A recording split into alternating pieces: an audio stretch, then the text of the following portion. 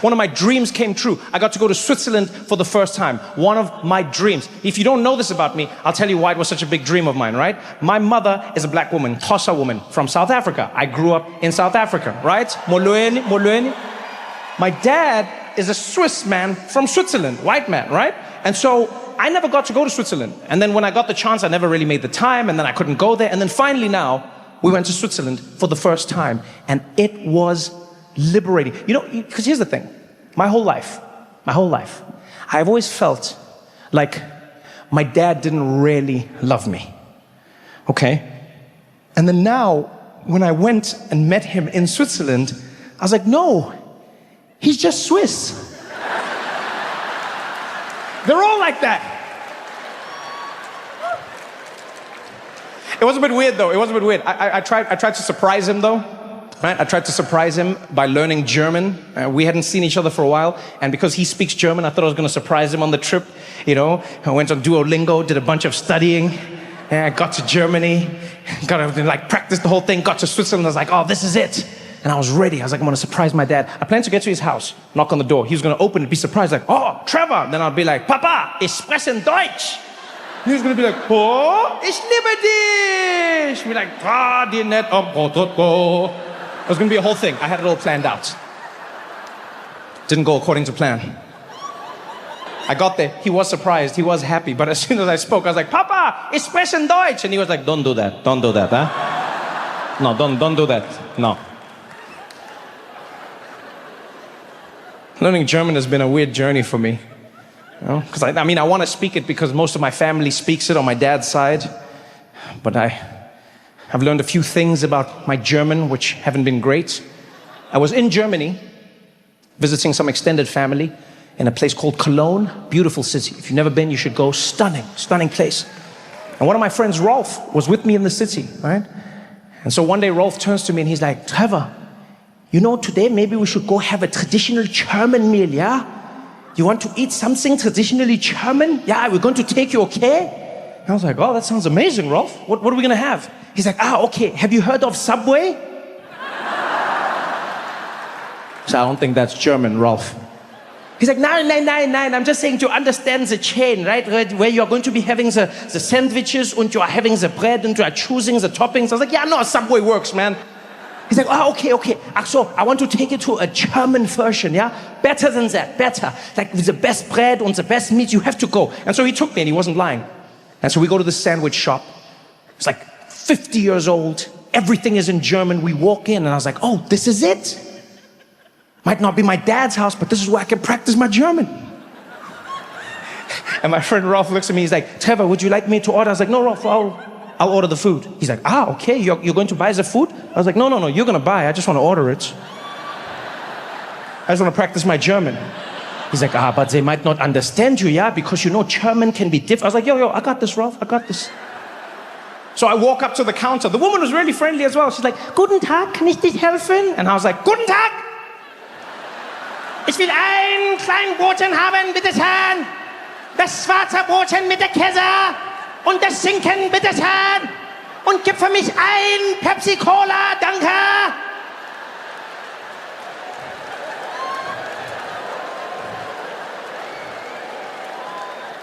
And she shat herself.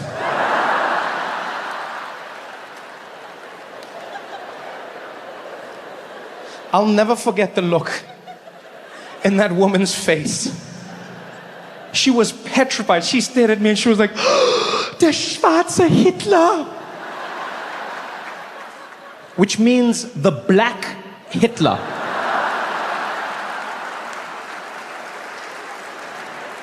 Yeah. The way I inflect on certain words has a certain Führer feeling to it, apparently. I was devastated. Rolf thought it was hilarious. The whole ride home, we're in the car, he's killing himself. Oh mein Gott, der schwarze Hitler. Oh, Trevor, can you imagine if Hitler was black? It totally wouldn't have worked, yeah?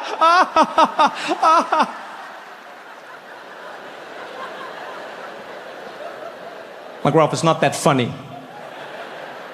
I tried to learn German to connect with my family, and now I sound like one of the worst human beings in history. He's like, yeah, but it was totally funny. You should have seen yourself. It's like you are about to invade the meat section. Oh my God. Oh, you should have. I was like, Rolf, it's not cool, man.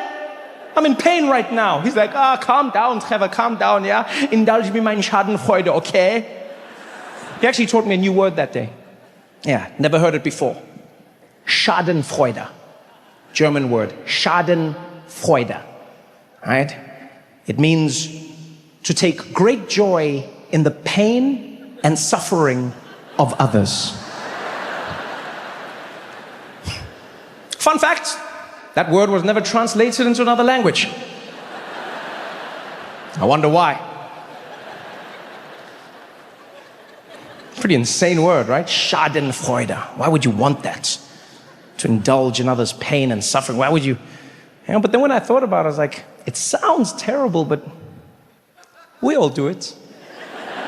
Yeah, every single one of us in this room, we all experience Schadenfreude. You know? We all do. You know when you have Schadenfreude? It's when you're driving on the highway, yeah, and you're cruising along, everything's going well, and you look over on the other side, and the traffic is packed up, and you get that little feeling inside, like, I made the right choices in life. That's Schadenfreude. You know what Schadenfreude is? Schadenfreude is what happened when black women saw middle-aged white men crying after Disney said they were changing the Little Mermaid.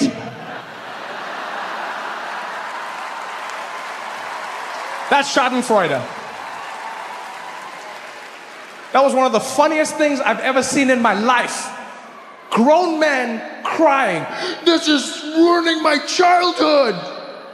They changed the Little Mermaid. She looks nothing like the original. Nothing? She looks nothing like the original, really? Nothing?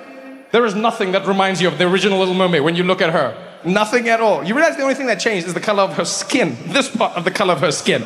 The hair's red. The body is fish. That doesn't remind you of the Little Mermaid? That was the main thing that you recognize the Little Mermaid? Really?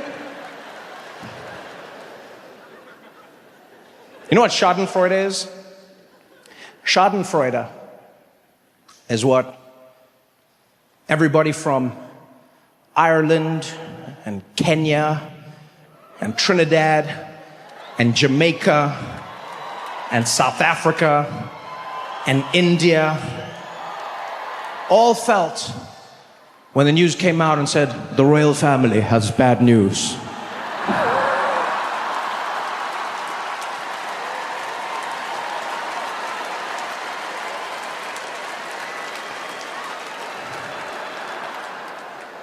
Here's the thing people don't understand. People were like, no, are you laughing at this? Are you laughing at this? It's like, yes, first of all, but you're misunderstanding it, right? The royal family always gets sensitive about people responding to their bad news, but they don't seem to understand that's not really bad news.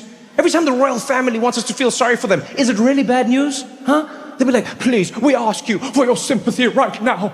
We have lost Harry and Meghan. You've lost them? Like they're missing? No. Your favorite British couple has now become your favorite American couple. Oh.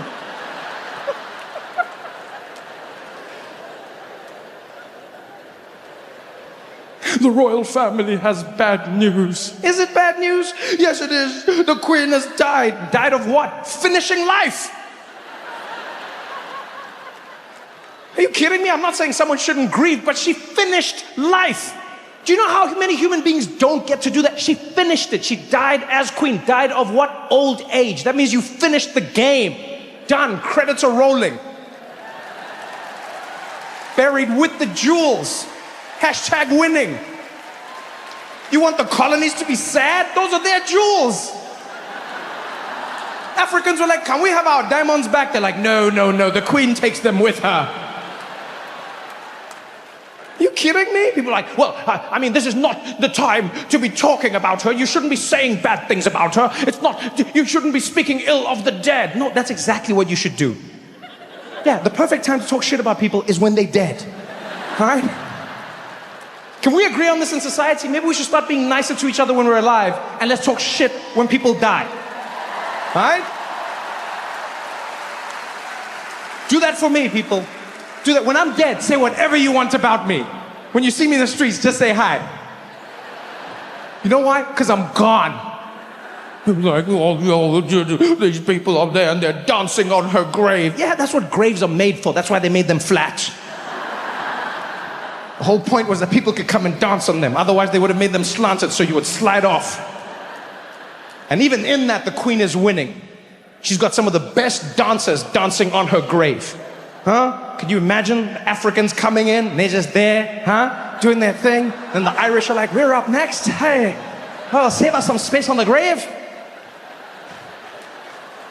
We've got the Indians coming in. Now it's our moment. Finally, everyone from the Caribbean, murder, she wrote. Give it up.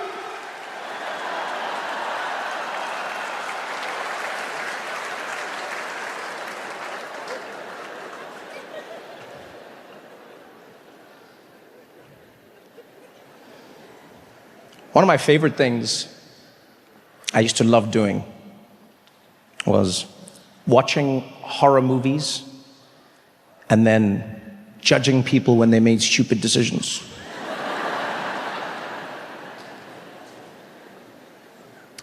I love it. I watch horror movies, I wait for people to make stupid decisions, and then when they die, I'm like, you deserved it. Never makes sense. Never. You know, be someone being chased with like a guy in a mask and he's got a knife, right? The guy's walking, person runs to their car, they always fumble with the keys. Dad, what are you doing? What are you doing? If someone's chasing you with a knife and you get to a car, don't bother getting in, it's a waste of time. All you do is just run to this side of the car and then you wait. They go that way, you go this way. You go that way, you go this way. Yeah, we can do this shit all day.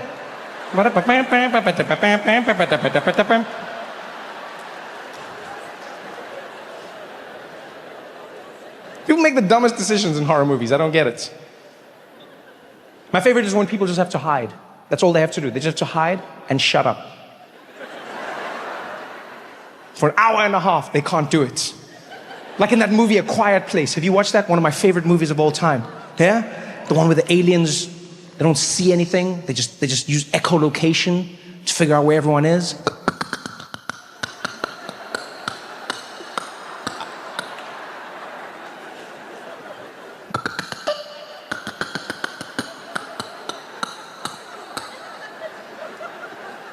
There's always the people hiding in the shed, just there like...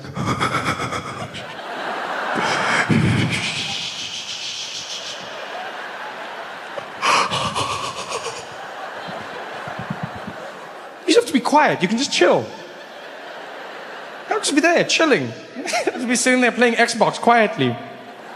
No. There's always that baby. And there'll always be the moments where you can see the monster's given up. You know? The moment where the monster's like...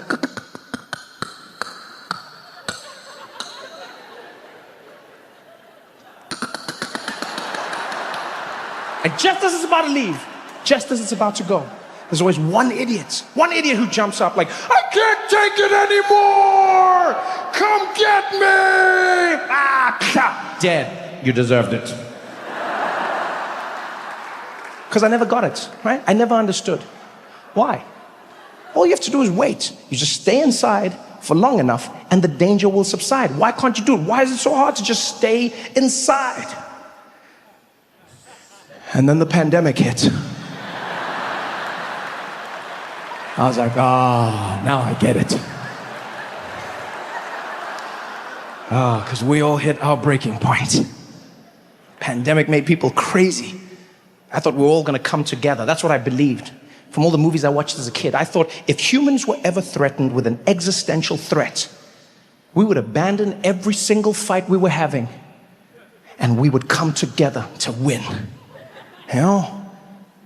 I thought if that virus came, we'd all be there. We'd be like, all right, no more racism, no more sexism. Let's do this together. And we'd go and we'd defeat the enemy aliens, and then we'd come back and be like, all right, let's get back to the racism and sexism. It's like an Independence Day. That's what happened, remember? Yeah, that's what I grew up watching. Everyone in the world came together to fight the aliens. We stopped all of there was no politics, there was no nothing. We unified and we won.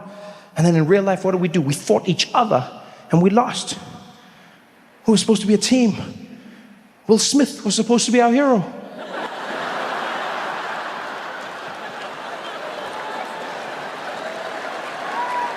None of it went as planned.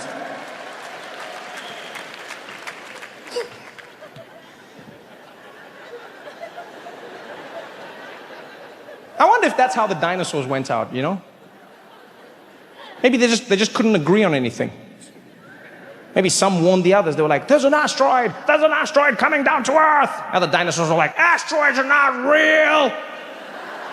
It's a hoax. That rock smashed into the planet. Dust covered the globe. All the dinosaurs were running around in panic. Ah, the dust is everywhere. Wear a mask, wear a mask. The T-Rex was like, I can't.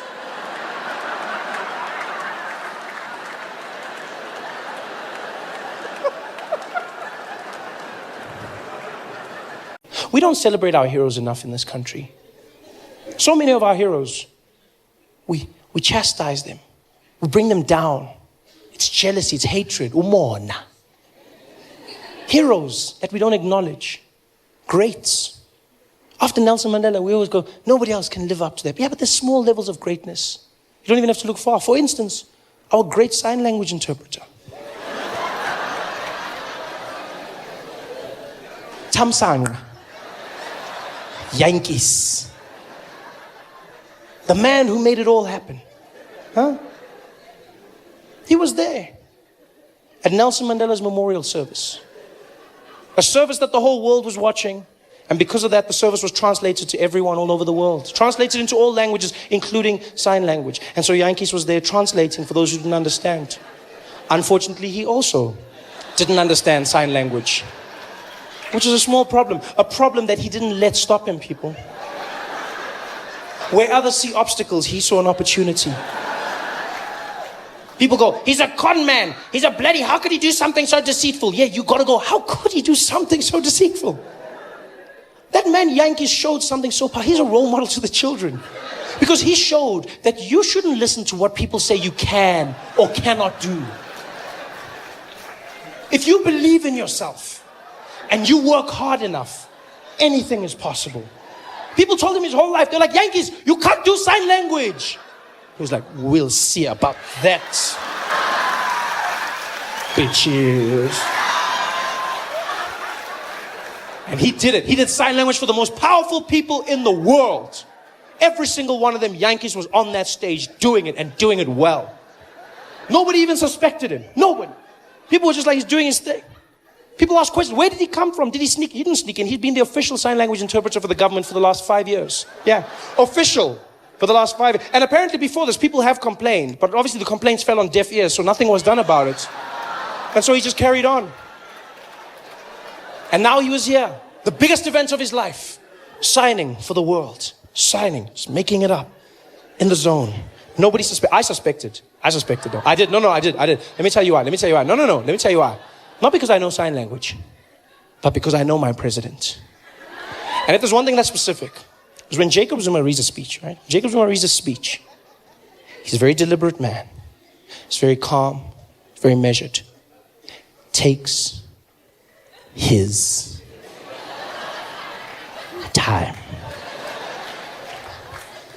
The rhythm is the most important thing. And Yankees didn't match his rhythm. I knew there was something wrong.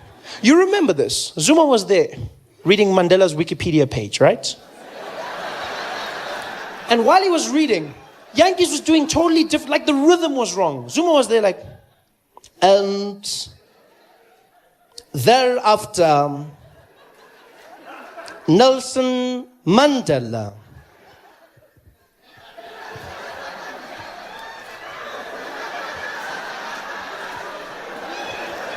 went to Robben Island.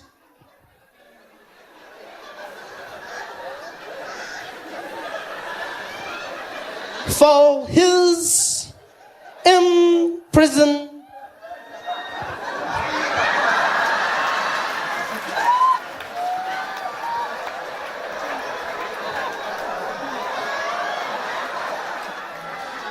Term and true.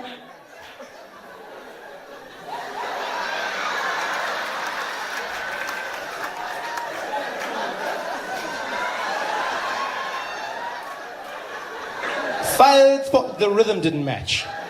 Right? Zuma was on page 1, that guy was on like page 17 or something. It didn't match up at all. It's almost like Zuma was translating sign language for us. That's how slow it looked. Sorry, I haven't practiced, guys. It didn't match up. None of it. But Yankees did it. He stayed there in the face of adversity and he fought. Yeah. He did sign language for everyone. We've got to ask ourselves questions as well as South Africans. We don't ask enough questions. For instance, did nobody think to ask him how he could speak every single language in the world? Every leader came from countries everywhere. They spoke in their language. Yankees translated for everyone.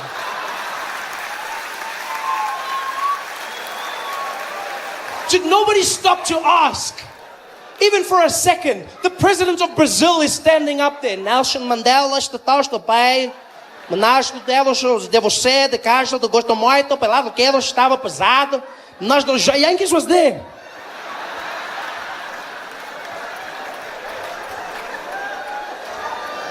Did no one say, hey Yankees, you can speak Portuguese? I'm in the zone, Baba, I'm in the zone. I'm in the zone. Did nobody think to ask? He did sign language for everyone. The ambassador of China was up there. 가도시, 전도이 넬슨 만델라. 다도 입시부 다도 신주의 공부로 빠도시. Yankees was there on the side.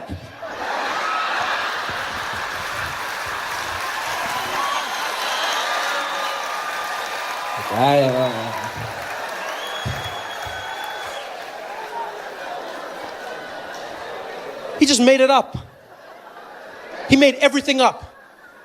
And he did a great job at it. He did a great job. But then, like a true South African, he just took it too far. Enough wasn't enough. That's our problem in South Africa. That's all it is. We don't know when to stop. We take it too far. The same thing happens with tenders, all of these things. Guys are stealing houses and everything. I go, guys, I understand you want to steal. I understand that. I understand. But if you get a tender to build 10 houses, steal one, build 9. At least 9 people have houses. Don't steal all the houses. Somebody's going to notice. And then you can't steal more houses. But no, we want it all in South Africa. We take it one step too far. That's what Yankees did. He had done it for everyone. He'd done a great job. The best fake sign language the world had ever seen. He had gotten away with it too, until Barack Obama came up to speak. This was a speech that was going to be performed by the most powerful man in the free world. 90 million people watching that speech. This, my friends, is the point where you pack up your little bag of tricks and you call it a day. Not Yankees. If I was Yankees, that's where I would have called it quits. They say, hey, Yankees, next one. Who is it? Barack Obama. The whole world is watching this one. I know. Sorry, guys. Sorry. Hey, my fingers are cramping. I've lost my voice. Sorry. Oh, no, not Yankees. They're like, Barack. He's like, I'm there. And he was doing sign language for Barack Obama. And they found out that while he was doing the sign language, he kept on using the same signs over and over again, right? The few real signs that he actually knew. And apparently all he knew was 4 things that he kept on doing repeatedly. And those things, they asked afterwards real sign language interpreters. They found that he was doing this, right? Which means greetings, yeah? Greetings, he kept on doing that. Another one he loved doing was circle, yeah? Circle. One of his favorites was smoking, yeah? And every now and again he'd go, get a little bit of that. That's all he did, over and over again. Can you imagine that? Nelson Mandela's memorial, Barack Obama pouring his heart out. There he is, Barack Hussein Obama. And Yankees.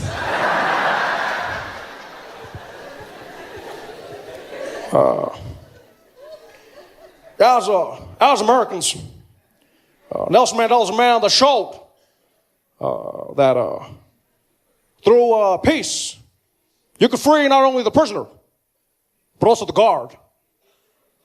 Nelson Mandela's a man, he's beyond a man. He's a legacy. A legacy I could never aspire to be, but we can all look towards. And for me, Nelson Mandela showed that sometimes in life, you got to go the hard way. You got to say the things that matter. And always remember to do what counts. I could never be Nelson Mandela. Can you imagine how horrible it must have been for every single deaf person watching that speech? Imagine what it must have been like as a deaf person watching that at home, sitting there. That must have been the craziest thing they've ever seen in their lives. Deaf people just watching going,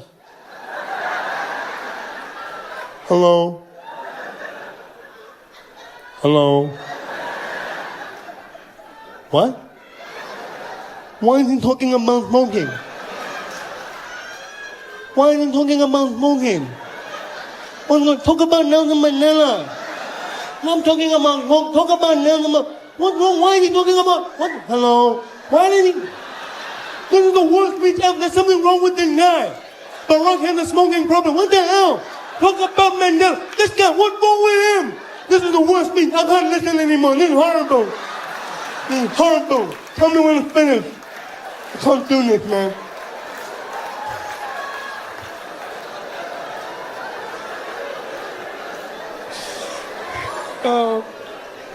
That speech must have been ridiculous.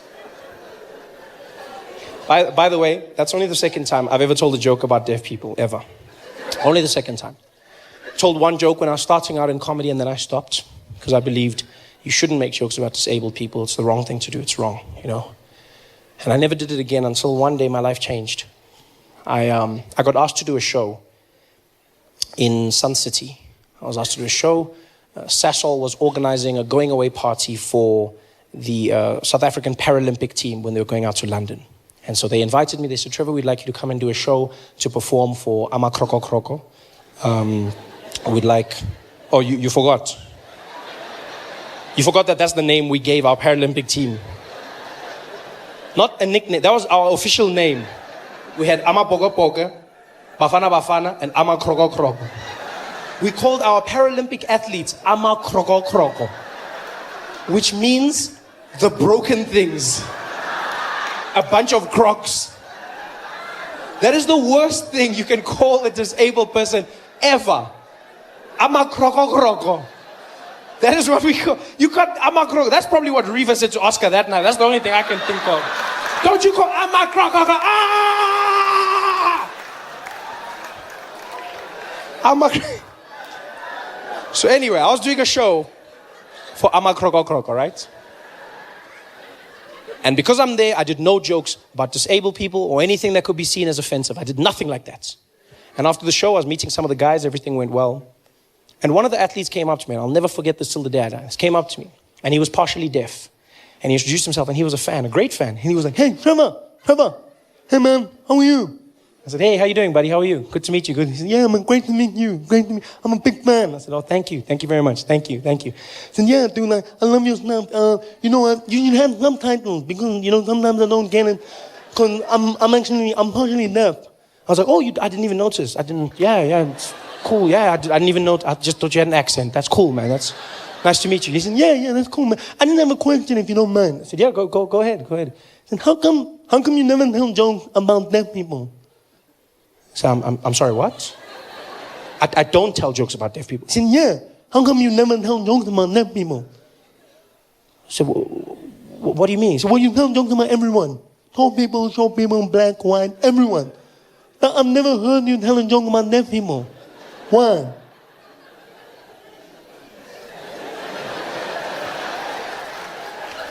So you've never heard me tell a joke about deaf people. Yeah. No, man, not like that, you stupid. No, man, you're an idiot. I said, no, dude, I don't know. I don't make jokes about deaf people. He's like, yeah, why not? I was like, because I can't do. I shouldn't make jokes about deaf people, because if I did that, then deaf people would be hurt and they would be offended. Why would we be hurt? It's not like we don't know we're deaf. So I never thought, I thought I was protecting you. Protecting us from what? From nothing. We also want jokes. We deaf. Yeah, we know we're different, but we still want the same things. I was like, yeah, but you know what's funny is you say I must make jokes, right? But even if you're cool with it, you know who will complain? People who can hear. Yeah, they'll complain on your behalf because that's what people do. They get offended for other people. They'll be the ones going, oh, Trevor Noah's an asshole. He made jokes about deaf people. You're like, so? Why do you care? I said, because it hurts. It hurts. He's like, dude, you're a comedian. Suck it up. Hey, it's easy for you. No, dude, just make the joke. If the jokes are funny, people will laugh and then we move on. I was like, yeah, you know what? You say that. But then what do I do if they complain? He's like, dude, if they complain, then complain. Okay, you know what? Go do the joke. Go do the jokes. And then, if they complain, you must do what I do. I was like, what do you mean? He's like, just don't listen. Hey guys, thanks for watching. Make sure to subscribe to my channel so you can win cool prizes. And by prizes, I mean surprise. There's no prizes. It's a free YouTube video, you greedy. Just click the video, man. Why you want free things on free things? Who is the most beautiful race in South Africa? Voting results came out. White people won the vote. It's Cape Town. What was more interesting was the dynamic of the voting. Because what happened was, the white people voted for themselves. Yeah? The black people also voted for themselves. Colored people voted for themselves, but then half of them voted for white people. No, not half of them. There's no joke there. Just move on. Not half, like just half, like the number. Not, hey, go away, Wena, go away. You brought your own jokes to the show. Go away. And that's how white people won. Yeah. Now, I've got two problems with this competition. First of all, it's a tiny bit Nazi-ish. The most beautiful race? Really? Right? It's a slippery slope. You got to be careful. What's next? Huh? The least needed race? Huh? You got to be careful. And the second problem I have with this is the conclusion itself. How could anyone make such a decision? There's no such thing as the most beautiful race. All women of every race can be beautiful. There's no such thing as the most beautiful race. Because facially, every woman has different features. You can be beautiful no matter what race you are. Yeah, women all can have beautiful faces. Women can all have beautiful boobs. That's just the standard thing, you know? All women of every race can be beautiful. Yeah, and I know some of you are sitting there now going, oh, Trevor, yeah, but I've never seen a beautiful Aborigine. Yeah, but you know what you say? You say yet. That's what you say. Yet. Because you haven't seen all of them, right? And plus, it's not always about looks. Yeah. Maybe Aborigine women do special things. Yes, maybe they'll just like jump on top of you and just be like, bow, wow, wow, wow, wow, wow, wow, wow, wow, wow, wow, wow, wow. You're like, oh yeah, oh yeah. You don't know. But all women of every race can be beautiful. There's just differences amongst them. That's why I feel sorry for people that don't go out there and explore, you know? You know how many people are out there that can't find someone of another race attractive? I feel so sad for them. I've got friends like that. Can't find other races attractive, black and white. My friend Barry always busts himself. He always says the weirdest things. He used to be like, Trev, bro, I saw Beyonce at the MTV Awards last night, eh? Did you see it? Yeah, I saw it. Bro, she's hot, eh? Like, yeah, she's hot. Like, yeah, bro, like if there was one that I'd do it with, eh? One what? Singer, bro. One singer. Yeah, one singer, bro. Oh. Why would you not want to explore? Oh, so many options out there. So many different things you get, you know? I just don't understand white, the most beautiful. I mean, I can see where you'd be coming from, maybe, you know, because white girls, stunning legs. I've always said this. White women have the most beautiful legs in the world. Perfect legs. You know, it's got the right shape and got like the muscles and the thing. You see it, and then their calf just stands where it should, and it's just, you know, oh, it looks like a transformer. It's just, you know, oh, and then they got their legs. Have you seen them when they walk in their heels? Oh, they got that thing, and you're just like, what? I was in a pizza place the other day at midnight after a show, and this woman came in, and her legs shut the place down. Everybody, people were chewing quietly.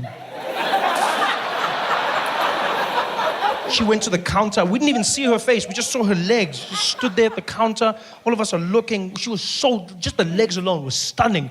Stunning. I didn't even see who she was. I mean, she could have turned around and been a man and still like, I would have been like, oh, okay-ish. Super hot. White women have the most beautiful legs, stunning legs, and they've got great looking hair. Great looking hair. But looking hair, that's why looking, not great hair, because their hair falls out like too much for me. It's just like their hair sheds. I don't know what it is about white women, but your hair is always shedding. It's just falling. I don't know what you did to your hair, but it clearly hates you because it's always trying to leave your scalp. The hair. No, white women shed like all the time. You don't date a white woman. You date a white woman in a lint roller because that stuff is everywhere. It's on your clothes, it's on the floor, it's just like in the sink, in the basin, on the shower, it's just in your bed. If you have a white woman, the worst thing in the morning, it looks like you were wrestling a Labrador at night. It's just like fluffy, just hair everywhere. Ah, man. It's too much sometimes, too much. And it goes in their mouth and then you're gonna talk and the hair's in your mouth. How are you gonna have hair in your mouth? Why you just move the hair? You're not saying, no, there's hair in your mouth. Don't say nothing. Hair everywhere. Whereas Indian women, you don't have that problem with them. No, Indian women, their hair, perfect hair. They're just as beautiful as white women, but then they don't have the hair problem. No, they don't. That's where they got one up. Yeah, because Indian women have strong hair, sexy hair. It's black and it's silky and super strong. You just grab it and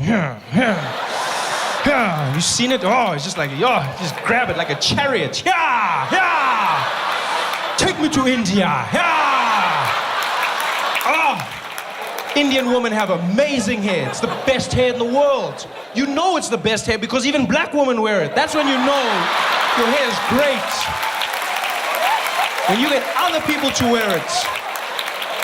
And it looks just as good on black women. It's just as silky, just as straight, just not as strong though. You can't be... Don't touch, yeah? Don't touch. It's just now you're there, the chariot, the steering wheel will come off. Yeah. Romance gone. Indian women are stunning. They're beautiful. They've got beautiful features. Look at the Miss Universe competition. There's always an Indian woman in the top 10. Always Miss India, huh? You even look at Miss America right now. Right now, Miss America is an Indian woman. That's when you know you're hot. When you're winning other countries' competitions. It's stunning, next level, beautiful Indian woman. Everything about them, until you get here, and then, I don't know what happened because, hey, it's tough here, eh? Because Indian girls get skinny, like they got like these, super skinny, and then they got big knees, and look like a brown flamingo. It's just like, you're like, oh man, how do you? Because they're so hot, but then the legs, it looks like a long distance runner or something. It's like Miss Universe and then Haile Selassie. It's just, wow. Oh man, why? It's just, it's not my cup of biryani, man. It's just, it's balanced, but they're still beautiful. All women can be beautiful. Oh, there's no most beautiful. I mean, you look at colored women. Are you kidding me? Colored women? What? Colored women are beautiful.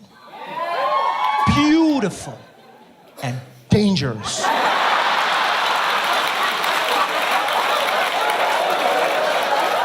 Colored women are like blood diamonds. You want them, but you might not get out alive, eh? Because they've got something they've got the right mix, the right features. They just got that thing. Oh, and you know what I love about colored women? It's the fact that they're faithful. They are so faithful to their men. When they say till death do us part, they mean it. But it's your death. Because you don't leave a colored woman. You be like, I'm leaving you. You leaving this earth? Ooh, Yana. So there's a balance. It's still beautiful. All women can be beautiful. Black woman. I'm willing to bet South Africa has by far the most beautiful black woman in the world. In the world. Stunners, great bodies, great vibe. They know how to dance. They've got culture about them. They're beautiful. Yeah, they might not love their hair, but they make up for it in other places. Gerard, have you ever, Never, Never dabbled in the quota system, eh? Never. Because you see, Gerard, there's something that a black woman will give you that no other woman can. No other woman. And that's ass. But I mean ass, Gerard. Not just, I mean ass. Yo, black women have ass. Beautiful ass. Life-changing ass. No other race has that. None. Indian women don't have ass. No. Colored women will have a bit here and there. You know, white women have got flat asses. Just like, there's nothing there. It just goes flat. Some of them, it's even worse. It goes in. Have you seen that? What the hell is that? It's like anti-ass. It goes the other way. Looks like the Apple logo. What the hell happened there? And then they insist on wearing those costumes and they'll be at the beach walking around. Hey boys, ha. And then the costume, they turn around, but then it's just hanging because there's nothing to hold on to. You see the costume is panicking like, there's no support structure. The costume just hangs. And then they come out the water and then the beach sand gets caught on the costume. Have you seen that? Yeah, and then it looks like they've shat themselves. Ha boys, ha. You're like, lo muntu skakele, man. One ass, man. You know, the legs, but have something. White women just they don't have ass. Well, not all white women. I must qualify this. Not all white women because Afrikaans girls, hello. Those Lizzles and Marikis. Yo, I've seen some ass on Afrikaans girls. Like proper, like almost black ass, basically. It's so ironic. I think God did it on purpose, eh? Just to punish their dads for apartheid. Just like, bah! This will bring you together. Stunners. But there's nothing like black ass, real black ass. And I know a lot of guys are scared, Gerard. I know a lot of guys. A lot of guys are like, oh, but you know what, Trev, I want a black woman, but brew that ass sometimes. Like, it's just very like, I mean, like, how do you handle it, eh? How do you handle it? And that's the thing, you don't handle it. It handles you. Yeah, just get in there, let it do its thing, like autopilot. So just,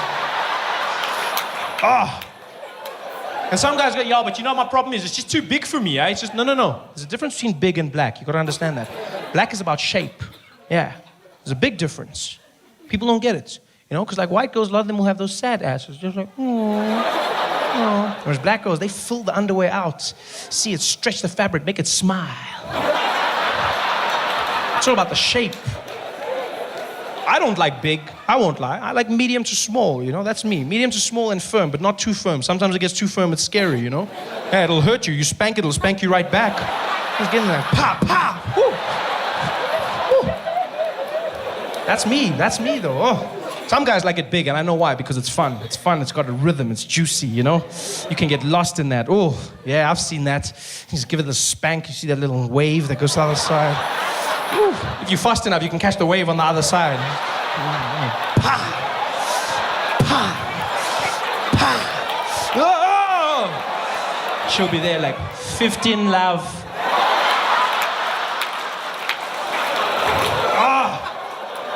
Woman can be beautiful. Get that out of your mind. Explore a little bit. Most beautiful race. No such thing. Oh, woman. That's the only reason I can't be gay, just because there's too many beautiful women. And I know gay's not a choice, it's an orientation, but I've thought of choosing it before. Yeah, I have. Because you know why? Gay's efficient. Gay gets straight to the point. Women take up too much of your time. Women are stressful. Women don't think you are, but you're super stressful. Guys, you have a good time with guys. I like guys. Guys like me. We have a good time hanging out. Yeah. When guys are sitting watching sports, you never see two guys look at each other and the one goes, you know, sometimes I feel like I'm not even here. Guys never do that. I've thought of it. I thought, hey, Trevor, why not be gay? The only reason is I don't find men attractive. That's the only reason. Otherwise, I'd be in there. Yeah, party time all the time. Yeah, but I couldn't, you know, because gay is efficient. Gay is efficient and successful. A lot of people don't think of it, but they are. Most successful people on the planet. You never see a gay beggar, huh? Do you? Oh, that's true. Where have you ever seen gay homeless people? Ever, eh? Have you ever been at the traffic lights and seen a gay guy walking down?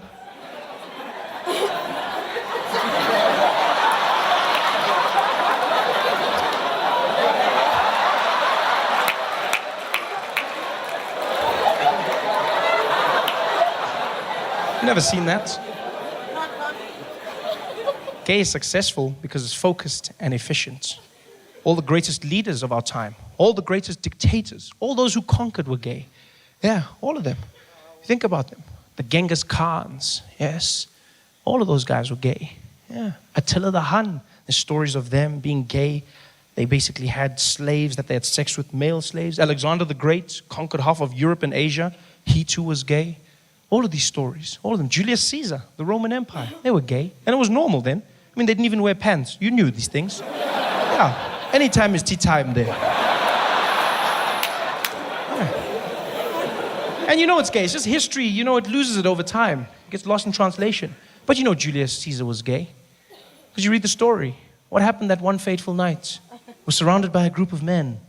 When all of a sudden, he was stabbed from behind.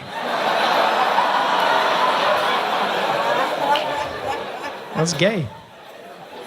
And you know it's gay, because if I was getting stabbed, the last thing I'd do is turn around and say, "You too, Brutus." It's gay. Gay and powerful, gay and successful, all of them, yeah.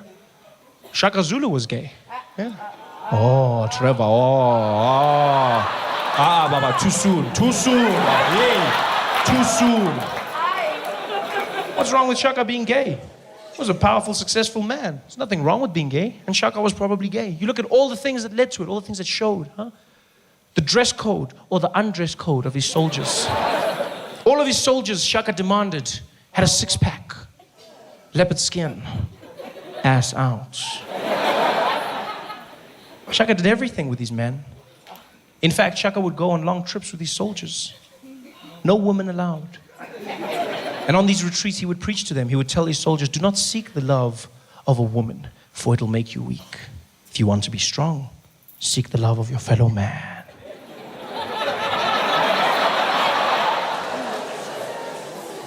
Shaka never married. Shaka never loved a woman other than his mother. And Shaka Zulu, he was gay.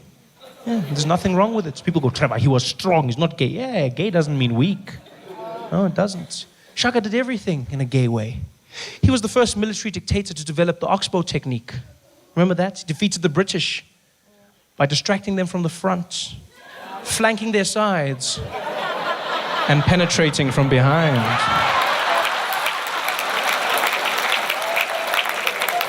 You're like, Trevor, he's not gay. Oh, if he wasn't gay, how can you not be gay when you march into battle and your theme song is bum bum bum bum bum bum bum bum bum bum bum bum bum bum bum bum bum bum. How many clues do you need, people? When they would march into battle, what was the Zulu war cry? Niaba Sabana! Hai Asiba Savi Siaba Funa. Which sounds scary. Yeah. Even colored people will be like, okay, brother, okay, now we can talk about it, brother, we can talk about it. Yeah, we can talk about it. Yeah, sounds scary until you translate it.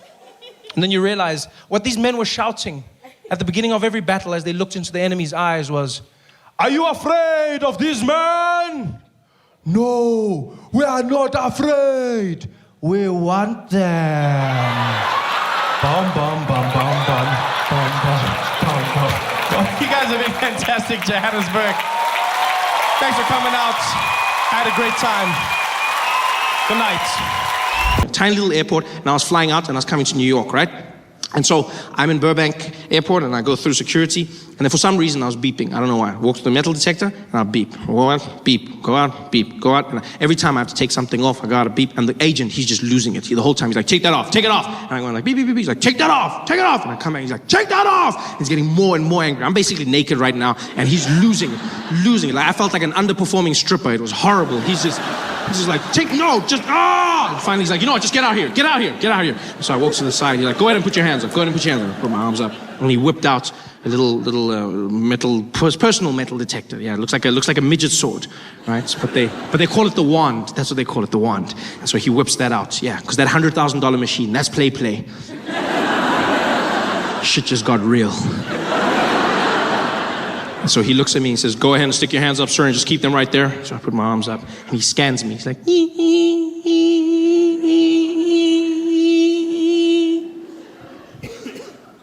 You got any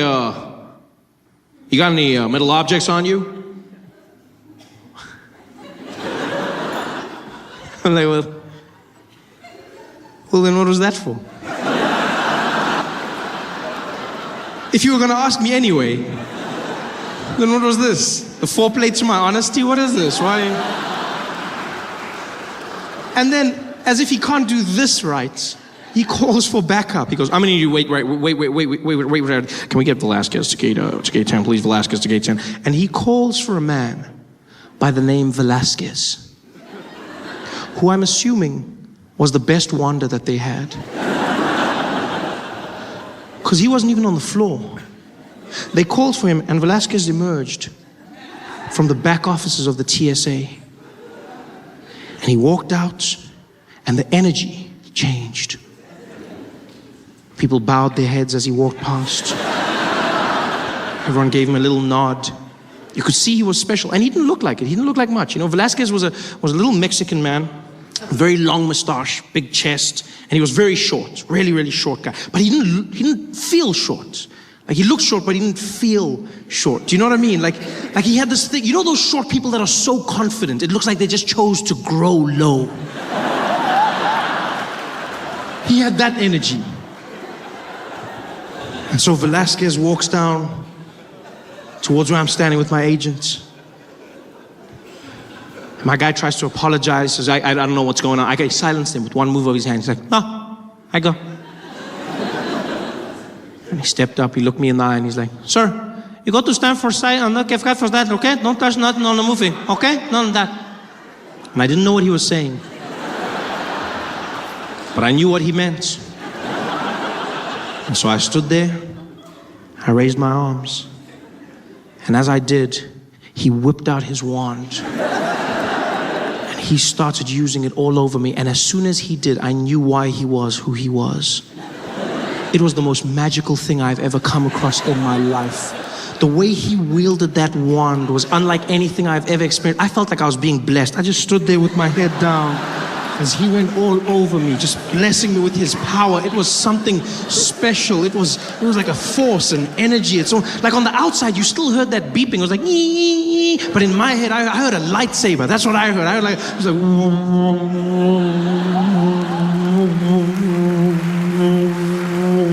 because he was to me a little Mexican Jedi. In fact, that's exactly what he was. He was my Mexican Jedi. Which, by the way, I feel would be a welcome addition to the Star Wars franchise. No, I'm a big fan. I'm a huge fan of Star Wars. I love Star Wars. I was super excited when I found out they'd be making another one. I was losing my mind. I went back, watched all the movies, and I came to realize that there's no Mexican Jedis, not even one. There's no Mexican Jedis. Which is weird.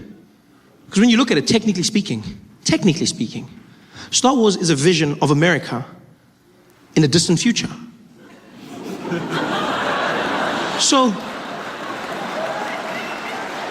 surely it would be safe to say, judging by the current trajectory of Mexican people in America, I'm sure it would be safe to say that by that time, in a galaxy far, far away, there would be at least one. Just one Mexican Jedi. It's not even like it would spoil the story. Who knows, it might open up a whole new avenue. Can you imagine how different that epic scene between Luke and Darth could have been? Them battling it out on the Death Star. The moment of realization.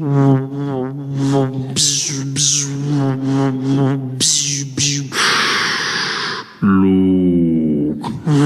What do you want, you evil man? Luke. What do you want from me? No. Luke, man. Luke.